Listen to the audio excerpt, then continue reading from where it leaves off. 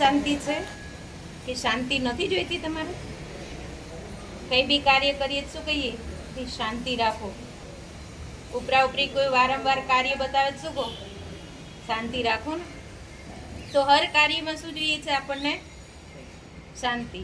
તો અત્યારે ફરીથી બોલીશું ઓમ શાંતિ. ઓમ શાંતિ. ચેતના, એક શક્તિ, એક આત્મા જેને ઓમ કહેવાય, એની જરૂર છે. અને ઓમ માના આત્માને શું જોઈએ છે? શાંતિ. તો એ કેવી રીતના આવશે? તો આજે તમને રક્ષાબંધન કરવા માટે ખાસ આવ્યા છે. દેશમાં હોય તો રક્ષા પહોંચે, યા ભાઈ વિદેશ હોય ને બેન દેશમાં હોય તો બી રક્ષા પહોંચતી.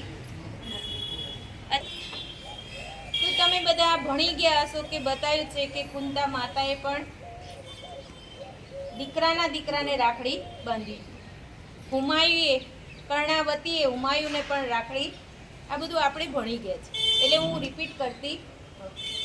પણ રિયલમાં રક્ષા અને બંધન, રક્ષા એટલે આપણી જાળવણી, આપણી કેળવણી, એ બધું કોણ કરી શકે? તો કે જેને બંધનમાં રહેવું હોય તે. પણ આટલામાં પૂછું કે તમને કોઈ નિયમમાં વારંવાર બાંધે તો ગમે છે? ગમે?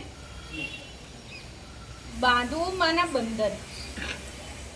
શું કહેવાય? જેમ સાહેબે સરસ અનુભવ બતાવ્યો કે પહેલા સાહેબોને આપણને જોવે ને તો બી સાહેબ, આપણે બી સાહેબથી બીતા અને સાહેબ પણ આપણાથી ભલે જે બી કરતા હશે વ્યસન, પણ આપણી સામે તો નહોતા જ કરતા. અને અત્યારે સાહેબો ઓપન અને ટીચરો, સ્ટુડન્ટ પણ કેવા થઈ ગયા? ઓપન, આમને સામને, કોઈ ડર નહીં, કોઈ નહીં. કેમ? બંધન નથી. કયું બંધન નથી? સ્નેહનું. ઈશ્વર સાથે આપણે સ્નેહનો તાળો જોડીશું તો ઈશ્વરની તાકાત છે કે આપણી રક્ષા કરીશું. શું છે?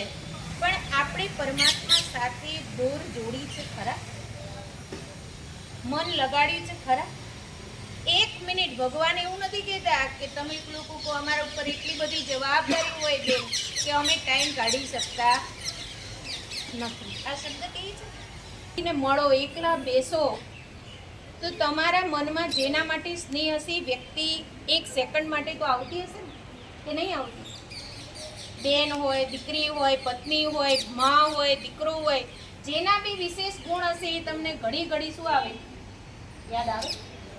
તો પરમાત્માને બસ એ જ રીતના યાદ કરવાના. આપણે ગાયું છે ત્વમેવ માતા ચ પિતા ત્વમેવ, ત્વમેવ બંધુ સખા ત્વમેવ. તો ક્યારે એને કયા રૂપે તમને જરૂર છે એ તમે યાદ. જ્યારે ચારે બાજુથી ગભરાઈ જાઓ ત્યારે એને પિતા સ્વરૂપે, કારણ કે આધારની જરૂર છે. કોઈ વાત કોઈને કહી નથી શકતા ત્યારે એને મિત્ર સ્વરૂપે કે તું જ મારો સખો છે. કોઈ વાત કે આપણને તો આ ચારેય સંબંધ જો આપણે પરમાત્મા સાથે જોડીશું તો આપણે શું બની જઈશું? શક્તિ. સ્નેહ એક શક્તિ છે અને એની ઉર્જા આપણી અંદર આવતી જશે. જેમ દરિયા કાંઠેથી નીકળો એટલે ઠંડકનો અહેસાસ થાય કે ના થાય? સંગ કરો એનો રંગ લાગે કે ના લાગે? આજે એમ કહેશે તમાકુ મસળતો હશે, બીડી પીતો હશે, સિગારેટ પીતો હશે, તમે નહીં પીતા હોય, પણ એક વાર કહેશે, બે વાર કહેશે, ત્રણ વાર કહેશે, ચાર વાર, પાંચમા વાર તો શું કહેશો?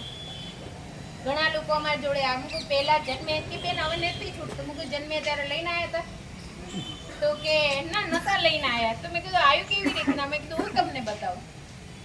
મેં જો ભાઈબંધ મસળતો હોય મસાલો એટલે કે લે ને સુપારી તો ખવાય. હવે સુપારી શેના વાળી થઈ ગઈ? તમાકુ વાળી. જીભને સેજ અડી એટલે મસ્તિષ્કને થોડી આનંદ. ધીરે ધીરે એક સુપારી, બે સુપારી, ધીરે ધીરે પછી એક દિવસ કેટલા મસાલા ખાતા થઈ જાય? 24 કલાકના 24. તો કહેવાનો મતલબ કે આદત કેવી રીતના આવી? સંગનો રંગ. તો આજે હું તમને એક નવી આદતની પ્રતિજ્ઞા કરાવવાની. તમારા જોડે બેન દક્ષિણા માંગે ને રાખડી બાંધે, તો આજે તમારે મને ખરી દક્ષિણા આપવાની. પૈસા તો જો અમે બી સુખી ઘરની દીકરીઓ બધું ત્યાગીને આવ્યા છે, પૈસા પાછળ તો અમે મરવા આવ્યા નથી. પણ સાચી દક્ષિણા તમારે અમને આજે આપવાની છે. કઈ? એક ભગવાન સાથે સ્નેહ બાંધો અને તમારી અંદર જે વ્યસન છે. શું છે? એ તમારે અમને આજે દાન આપવાનું છે 100%.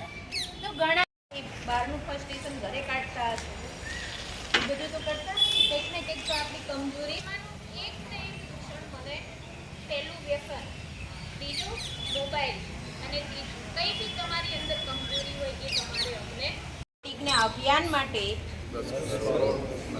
નશામુક્ત પ્રતિજ્ઞા અભિયાન માટે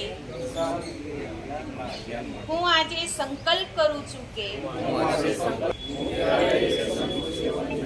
હું મારા પરિવારને, સમાજને, મારી સ્કૂલને વ્યસન મુક્ત બનાવીશ.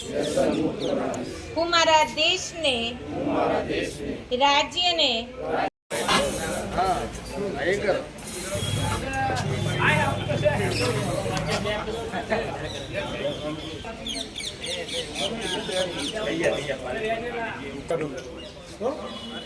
પછી આવી ગયા હોમવર્ક તમામ કાલના બધા આવી ગયા ભાઈ પીડીએ બનાવ્યું અમને પોઈન્ટ ક્યાં